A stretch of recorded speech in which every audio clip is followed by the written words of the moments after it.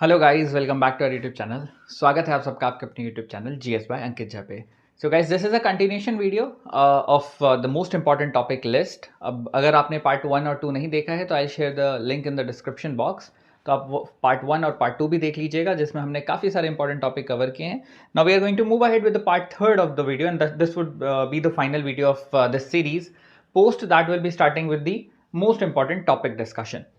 सो यहाँ पर अगर हम इस लिस्ट को समझें, so we have the very first topic as the major climatic events. So this is being undertaken under the aegis of United Nations. All those meetings that have been convened in past 1 year, especially in past 6 to 7 months, are important. Whether it is related to UNFCCC, that does stands for United Nations Framework Convention on Climate Change, या फिर हम बात कर लें United Nations Convention to combat desertification यानी UNCCD, या फिर हम बात करें United Nations Convention on Biological Diversity या यूएनसीबीडी। तो जितने भी कोप मीटिंग है रीसेंट पास्ट की, वो सारी आपको पता होनी चाहिए related to this particular event. Heading on to the next, we have ethanol blending policy. Ethanol की ब्लेंडिंग हमारे फ्यूल में की जा रही है। बायो पेट्रोल या बायोफ्यूल जो हम बोल रहे हैं, बायोडीजल का भी अब आगे प्लान है। सो E20 इथेनॉल का percentage 20 in 100 litre of fuel, या परसेंटेज में आपको पता ही परसेंट का मतलब होता है पर 100। तो 20% की ब्लेंडिंग का टारगेट है गवर्नमेंट ऑफ इंडिया का, जो कि ऑलमोस्ट अचीव हो चुका है। बाय 2025 हमको उसको इंप्लीमेंट करना था। We have done it in 2024 only. आगे हमारा प्लान क्या है? 30% ब्लेंडिंग ऑफ इथेनॉल फ्यूल। अब जैसे हम लोग अगर हम अपनी कंट्री की बात कर रहे हैं, in India we use to blend ethanol. अगर यही चीज़ आप चाइना में देखोगे तो they are methanol based economy, वहाँ पर मिथेनॉल की ब्लेंडिंग हो रही है। तो हमें इथेनॉल बेस्ड ब्लेंडिंग जो है वो पता होनी चाहिए, कहाँ से एथेनॉल, कौन सा ब्लेंड हम करते हैं, शुगर केन का होता है, ग्रेन्स का होता है, कौन सा इथेनॉल यूज हो रहा है, ये सब चीज़ें आपको पता होनी चाहिए। Heading on to the next, we have environmental performance index. खुद में बहुत इंपॉर्टेंट है। एनवायरमेंटल परफॉर्मेंस इंडेक्स जब भी आएगा तो क्या क्या चीज़ें साथ लाएगा, अपने किस तरीके के पैसेजेस और क्वेश्चन बनेंगे। तो सबसे पहली चीज़ तो रैंकिंग्स पर क्वेश्चन होगा कि टॉप पर कौन है, हम कहाँ पर हैं, लास्ट कौन है। ये एक बेसिक सी बात है। कौन रिलीज करता है रिपोर्ट, सेकेंड इंपॉर्टेंट थिंग। इसके साथ कोरिलेट करते हुए आपके पास UNEP होगा, यानी यूनाइटेड नेशंस एनवायरमेंट प्रोग्राम के बारे में होगा। फिर स्टॉकहोम कन्वेंशन, यहाँ स्टॉकहोम कॉन्फ्रेंस यहाँ पर इंपॉर्टेंट है। 1972 में बना था, मॉरिस स्ट्रॉन्ग ने बनाया था।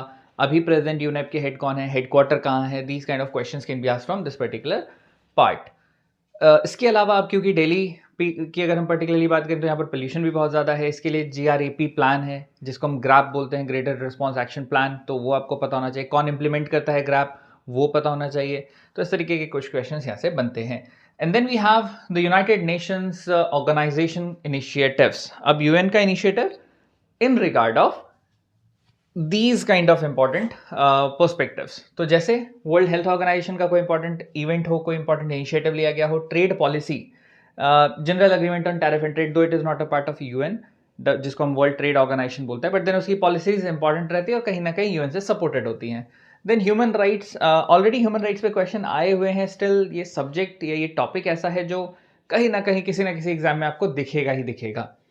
देन जेंडर इक्वालिटी, अब इसमें gender gap report, gender inequality index, ये सारी चीज़ें पता होनी चाहिए हमको। एंड देन पीस कीपिंग, यानी United nation peace keeping force. इसके साथ को रिलेट करते हुए आपके उन कंट्रीज़ के बारे में इन्फॉर्मेशन होनी चाहिए जहाँ पर रिसेंट पास्ट में कुछ क्राइसिस चल रहा हो, चाहे डेमोक्रेटिक रिपब्लिक ऑफ कॉन्गो हो, वेनेजुएला हुआ, बांग्लादेश हुआ। तो इस तरीके के कुछ एस्पेक्ट्स पता होने चाहिए।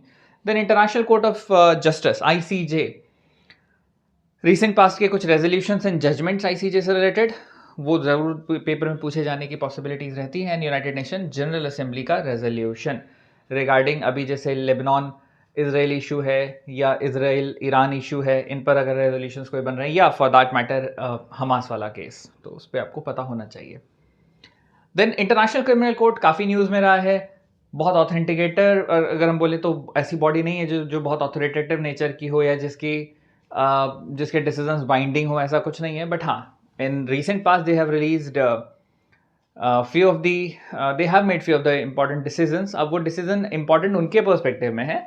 अब जैसे अरेस्ट ऑफ व्लादिमीर पुतिन या अरेस्ट ऑफ बेंजामिन नेतन्याहू, ये जो कुछ न्यूज़ रही है ICC के जजमेंट से रिलेटेड, वॉर क्राइम के लिए इन्होंने ऐसा ये मान रहे हैं कि हम कन्विक्ट कर रहे हैं इनको, और बेंजामिन नेतन्याहू हो चाहे फिर हो व्लादिमीर पुतिन, उनको अरेस्ट किया जाए। तो अगेन कंट्रोवर्शियल है, न्यूज़ में रहा है, इंपॉर्टेंट है। Then Belt and Road Initiative of China. अभी रिसेंट पास्ट में अगर हम देखें तो ब्राज़ील ने मना कर दिया है बेल्ट एंड रोड इनिशिएटिव के साथ जुड़ने से, तो बेल्ट एंड रोड के साथ-साथ कॉरिडोर्स भी इंपॉर्टेंट हो जाएंगे। Then International Big Cat Alliance बहुत इंपॉर्टेंट है, बहुत ही रोबस्ट टॉपिक है। नेचर ऑफ टॉपिक अगर समझें तो एनवायरमेंट से भी रिलेट कर रहा है, करंट के पर्सपेक्टिव में तो इंपॉर्टेंट रहेगा ही। तो इंटरनेशनल बिग कैट अलायंस का इनिशिएटिव लेने वाले में से हम भी हैं, इंडिया है। तो कौन से बिग कैट्स इसमें कवर होते हैं? बिग कैट्स बोले तो the family of Lions and tigers, panthers, चीताज, Jaguars, Puma, leopards, ये सब इसमें आते हैं। तो इसके बारे में थोड़ी बहुत information. And then global biofuel policy, biofuel से रिलेटेड बायोफ्यूल डे भी इंपॉर्टेंट है, और इंडिया क्या क्या इनिशिएटिव्स ले रहा है बायोफ्यूल से रिलेटेड, इंपॉर्टेंट है। Indexes and India's rank, we have already discussed it in detail. अगर आपने वीडियो नहीं देखी, I again share the link in description box, go through that. सारे इंडेक्सेस उसमें कवर किए हुए हमने। इंटरनेशनल अवार्ड्स एंड रिकग्निशन, ये भी बहुत ही इंपॉर्टेंट टॉपिक है, स्पेशली इसमें इंडिया से रिलेटेड अवार्ड्स तो केटर करेंगे ही आप। कुछ इंटरनेशनल वीडियो के जो इंटरनेशनल इवेंट्स और ऑनर्स हैं, रिकग्निशंस हैं, उसके बारे में separately will have a video. और इंडिया के पर्सपेक्टिव में अगर देखें तो जैसे भारत रत्न बड़ा इंपॉर्टेंट रहेगा हमारे लिए। Apart from that will have Padma Vibhushan, equally important. उसके अलावा अगर हम देखें तो हमारी मूवी से related national film award important है, दादा साहेब फाल्के इंपॉर्टेंट है। And apart from that IIFA and the film fair awards, उसको भी आपको ध्यान रखना है। एंड देन आईमैक या India middle east Europe corridor, recent news में बहुत ज़्यादा रहा है। तो इंडिया मिडिल ईस्ट यूरोप एक ट्रेड कॉरिडोर बन रहा है, थोड़ा सा इसका भी ब्रीफिंग आपको पता होना चाहिए। बायलेटरल ट्रेड अग्रीमेंट जैसे इंडिया यूएस का ट्रेड अग्रीमेंट, इंडिया ब्रिटेन का, India UK, India Australia, India Japan, specially वो कंट्रीज जैसे इंडिया यूएई जिसके साथ हम फ्री ट्रेड अग्रीमेंट साइन कर चुके हैं ऑलरेडी, तो वो तो इंपॉर्टेंट रहेंगे ही। तो इस वीडियो में इतनी सारी चीज़ें खास थी, और यही सारी टॉपिक की लिस्ट आपको मेमोराइज करके रखनी है। इनमें से कुछ क्वेश्चंस बनने की पॉसिबिलिटी या कुछ पैसेजेस बनने की पॉसिबिलिटी डेफिनेटली रहेगी। अपार्ट फ्रॉम दैट जो भी बाकी सारे टॉपिक्स हैं, will be having crisp videos regarding that topic. बहुत ही शॉर्ट वीडियोस रहेंगी, जितने इन्फॉर्मेटिव बना सकेंगे will try to make it, and exam perspective के लिए ही उसको केटर किया जाएगा। That's all in this video, will meet in the next video. Till then take great care of your health, bye bye and thank you so much.